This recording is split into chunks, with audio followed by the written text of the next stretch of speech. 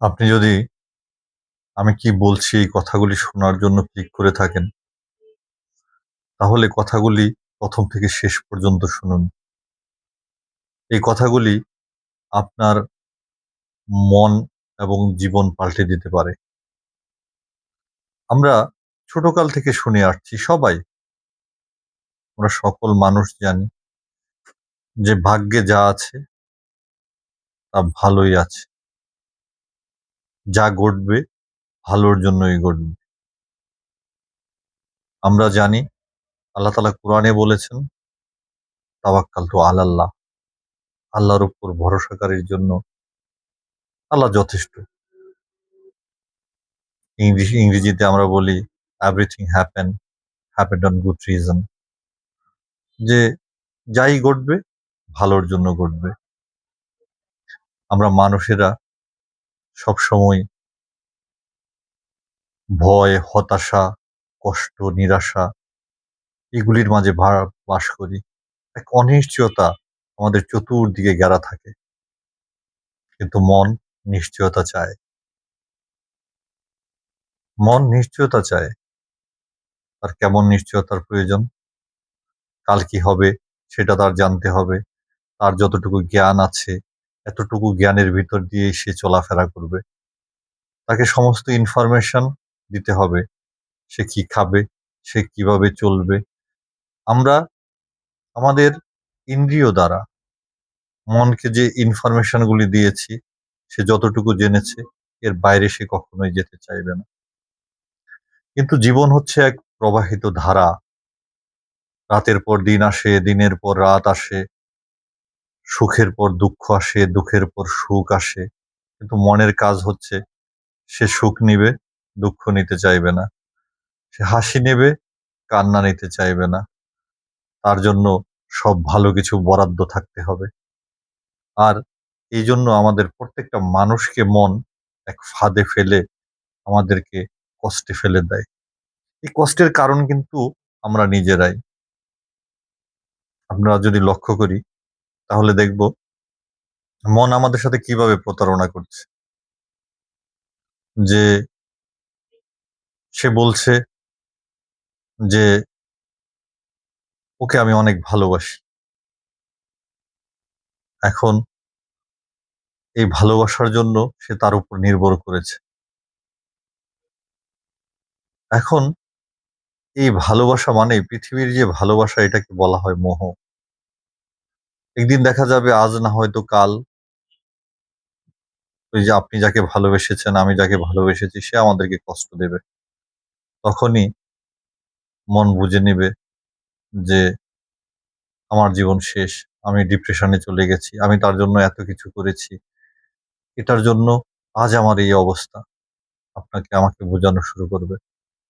আসল কথা হচ্ছে ওই লোকটা আমাকে কষ্ট দেয়নি। যে যাকে আমি ভালোবেসেছিলাম সে আমাকে কষ্ট দেয়নি। আমার মন তাকে নিয়ে যে একটা ভ্রান্ত স্বপ্ন দেখেছিল যে আমি তার জন্য এত কিছু করেছি, এটা করেছি, সেটা করেছি। আজ সেই স্বপ্নটা ভেঙে গেছে। তার রচিত আপনার মনের ভিতর রচিত আপনার মনের যে স্বপ্ন, আমার মনের ভিতর আমার রচিত যে স্বপ্ন তাকে কেন্দ্র করে ভালোবাসার সেই স্বপ্নটা ভেঙে গেছে। এজন্যই সে কষ্ট পাচ্ছে। এরকম প্রতিটি জিনিসে যেমন টাকা নিয়ে সে স্বপ্ন দেখাচ্ছে। যখন টাকার স্বপ্ন ভেঙে যাবে তখন সে কষ্ট পাবে। এটা কার দ্বারা আপনার টাকার লস হলো সেটা দেখার বিষয় না। এরকম প্রতিটি আমাদের সন্তানের সাথে আমাদের মন জড়িয়ে আছে। পৃথিবীর সবকিছুর সাথে আমাদের মন জড়িয়ে আছে। মনের দেখানো স্বপ্ন জড়িয়ে আছে। এই স্বপ্নগুলি যখন ভেঙে যায় তখনই মন মনে করে যে আমার সন্তান আমাকে কষ্ট দিয়েছে, আমার স্ত্রী আমাকে কষ্ট দিয়েছে, আমার বন্ধু আমাকে কষ্ট দিয়েছে, আমার কলিগ আমাকে কষ্ট দিয়েছে। আসল কথা হচ্ছে আমি যেটা নিয়ে স্বপ্ন দেখেছিলাম, মন আমাকে স্বপ্ন দেখিয়েছিল। আমাকে ওটা নিয়ে ওই স্বপ্ন নিয়ে ব্যস্ত রেখেছিল। ওই স্বপ্নটা যখনই ভেঙে যাবে, তখনই আমি কষ্ট পাবো। এই কষ্টটা আমার মনের রচিত কষ্ট। This is science. এখন কথা হচ্ছে যে এই মনের চতুরতা আমরা ইচ্ছে করলেই ধরতে পারব না। সে আমাদেরকে প্রতিনিয়ত নানানভাবে নানা ফাঁদ পেতে আমাদেরকে কষ্ট দিচ্ছে, আমাদেরকে অশান্তিতে ফেলছে। আল্লাহ তাআলা সূরা তাগাবুনে বলেছেন, "ইন্নামা আমালাকুম ওয়া আওলাদুকুম ফাতনাতু ওয়াল্লাহু ইয়া'লামু আজরুম আযীম।" অবশ্যই স্ত্রী, সন্তান, সন্ততি, ধন, সম্পদ এগুলি মানুষের জন্য কি ধোঁকার বস্তু। আল্লাহর কাছেই রয়েছে মানুষের সবচাইতে ভালো প্রতিদান। এখন কথা হচ্ছে যে পৃথিবীতে আমরা যা দেখছি সবই ধোঁকা। আমাদের পরীক্ষা চলছে। কিন্তু এখানে এসে আমরা সবাই পথভ্রষ্ট হয়ে যাচ্ছি। পরীক্ষা না মনে করে মনের ফাঁদে পা দিয়ে মনে করছি এখানেই আমার সব। এখন যখন এগুলি করতে যাই তখন মন আমাদেরকে নানান ফাঁদে ফেলে আমাদের মাঝে ভয়, ভীতি, হতাশা এগুলি তৈরি করে। আমাদের 100% যুব সমাজ এবং আমরা মানুষ যারা আছি আমরা সবাই হতাশায় ভুগি। হতাশায় ভোগার মেইন কারণ হচ্ছে যে আমরা আল্লাহ তাআলার উপর পূর্ণ ভরসা রাখতে পারি না। আমরা ছোটকালে মা আমাদেরকে শিখিয়েছে, চিনিয়েছে যে এটা তোর বাবা। আমরা বাবাকে বাবা হিসেবে চিনে নিয়েছি। তারপর তার উপর ভরসা করতে শিখেছি।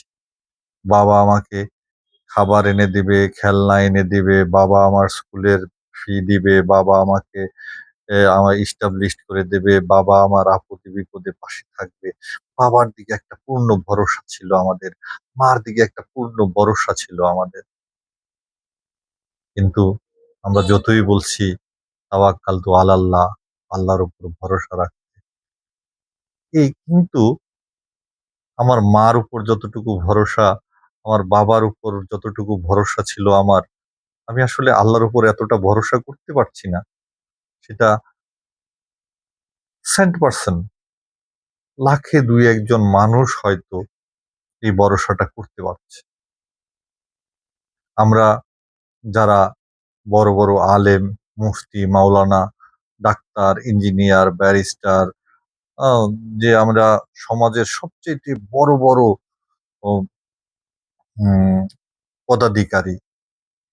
এটা হতে পারি সরকারি জব করছি অথবা প্রাইভেট জব করছি।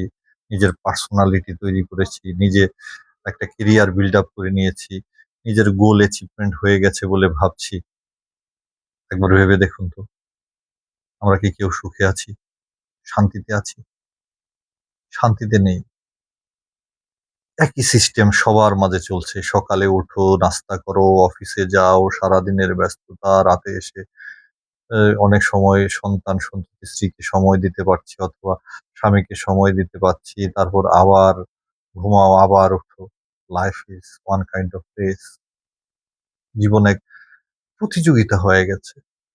কিছুদিন পর দেখা যায় আমরা নিজেরাই ক্লান্ত হয়ে যাচ্ছি। আসলে কি এটা জীবন? তারপর আবার ডিপ্রেশনে চলে যাচ্ছি। আমাদেরকে আমাদের মন বলছে এটা করলে সুখ পাবা, ওটা করলে সুখ পাবি। তারপর যখনই সুখের পিছনে ছোটাছুটি করছি, সুখ হয়তো পাই। ৳১,০০,০০০ প্রয়োজন হলে ৳১,০০,০০০ আসে। সাথে, সাথে ৳২,০০,০০০ চাহিদা তৈরি হয়। যার ৳২০০,০০,০০,০০০ আছে তার ৳৪০০,০০,০০০ প্রয়োজন হয়। যার সুন্দর একটা নারী আছে তার জন্য মন আরেকটা নারীর দিকে ছুটোছুটি করতে থাকে। যার একজন সুদর্শন পুরুষ আছে তার আরেকটা সুদর্শন পুরুষের দিকে চলে যায়। আরেকদিকে মন ছুটোছুটি করে। এটা মনের প্রকৃতি, এটা মনের এটাই মন। This is mind. কাম, ক্রোধ, হিংসা, লোভ, মোহ, মদ, মাৎসর্যের দিকে ছুটোছুটি করানোই তার কাজ। কিন্তু আমরা কি করছি? মনের ফাঁদে পা দিয়ে আমরা যখন এই কাজগুলি করতে যাচ্ছি, তখনই মন আমাদেরকে ১ম একটা কাজ করাচ্ছে, তারপর এই কাজের পরিণতি আমাদের যেটা জীবনেও আসবে না, সেটা আবার আমাদের সামনে উপস্থিত করছে। আমাদেরকে ভাবাচ্ছে, "তোর এই হবে, তোর ওইটা হবে, ওইটা হবে।"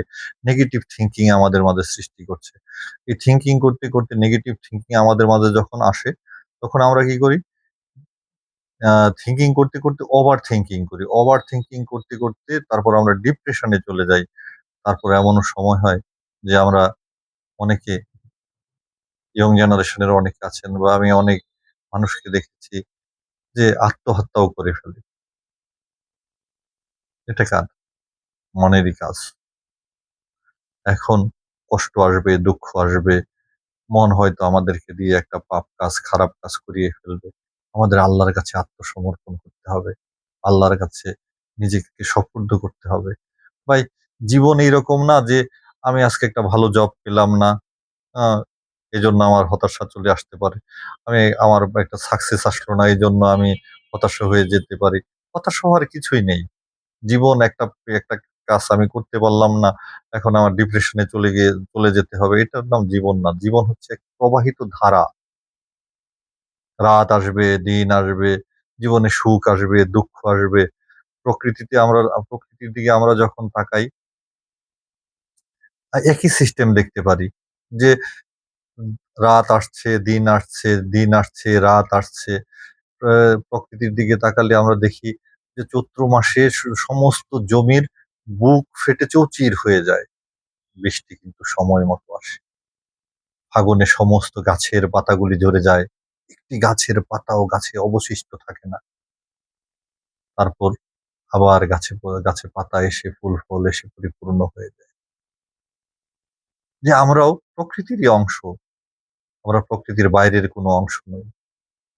সুতরাং আমাদের যে ভরসাটা বাবার উপর ছিল, যে ভরসাটা মায়ের উপর ছিল, সেই ভরসাটা যদি আমরা আল্লাহর উপর করতে পারি, যে ভরসাটা স্ত্রী তার স্বামীর উপর করে, স্বামী তার স্ত্রীর উপর করে, একটা দম্ভ নিয়ে যে না, সে আমার বাবা, আমাকে সেটা করে দিবে। হ্যাঁ? যে একটা ক্ষতি হলে, স্বামীর সংসারে একটা স্ত্রীর ক্ষতি হলে স্ত্রী বলতে থাকে যে না, এটা আমার স্বামীর, এটা আপনি নিতে পারবেন না। অধিকার খাটায়। হ্যাঁ? আল্লাহর দিকে এই অধিকার নিয়ে যখন আমরা তার দিকে ভরসা করতে পারবো, সেদিন আমরা বুঝতে পারবো যে আল্লাহ ভরসাকারীকে কখনো বিপদে ফেলেন না। পৃথিবীতে সমস্ত রাস্তা যখন বন্ধ হয়ে যায়, মানুষের একজন আপনজন অবশিষ্ট থাকে না। এটা আল্লাহরই খেলা থাকে। সময় যখন তার কাছ থেকে সব রাস্তা কেড়ে নিয়ে যায়, তখন যে রাস্তাটা খোলা থাকে সেটা আল্লাহকে পাওয়ার রাস্তা, আল্লাহর দিকে এগোনোর রাস্তা, আল্লাহর উপর ভরসা করার রাস্তা। আর যে একবার এই সময় আল্লাহর উপর ভরসা করে আল্লাহর দিকে চলা শুরু করে, আল্লাহ রাসূলের কসম, সে কখনো বিফল হয় না, কখনো বিফল হয় না। তাই যতই হতাশা আসুক, যতই কষ্ট আসুক, আসুন আমরা আল্লাহর উপর ভরসা করতে শিখি। যা হবে ভালোই হবে। আরে ভাই, ভালোই হবে সমস্ত ধর্মে, সমস্ত ধর্মগ্রন্থে আমাদের আল কুরআনে বলা হয়েছে, হাদিসে বলা হয়েছে, যা ঘটবে ভালোর জন্য ঘটবে। আল্লাহ যা করবেন ভালোর জন্য করবেন। আবার সনাতন ধর্মে একই কথা লিখা আছে। হুম? গীতাতে লিখা আছে। তারপর বাইবেলে লিখা আছে। সবকিছুতেই লিখা আছে ভাই। তাহলে আমরা মানুষ যারা আছি, আমরা ভেবে নেব যে এটা পৃথিবীতে ঘটবেই। এটা দ্যা নেচার অফ এটা নেচার, এটা প্রকৃতি। সুখ আসবে, দুঃখ আসবে, হতাশার কিছু নেই। রাত এসেছে, দিন এসে পড়বে, দিন এসেছে, রাত এসে পড়বে। এটা এমন কিছু না যে আপনি এখন পেলেন আরেক সময় পাবেন না। সুতরাং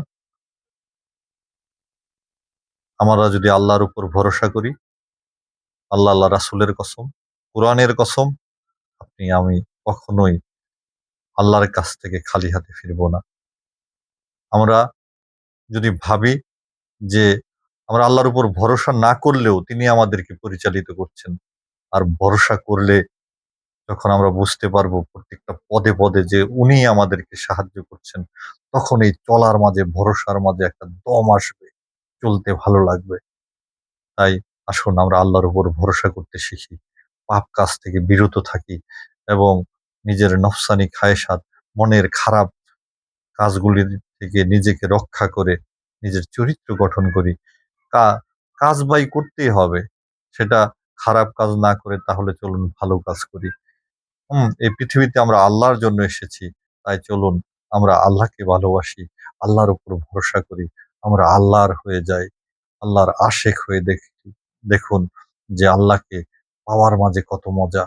আর না হয়তো এই মনের ফাঁদে পা দিয়ে আমি আপনি শেষ হয়ে যাব, কিন্তু শান্তি কখনো পাবো না। পৃথিবীতে কেউ শান্তিতে নেই।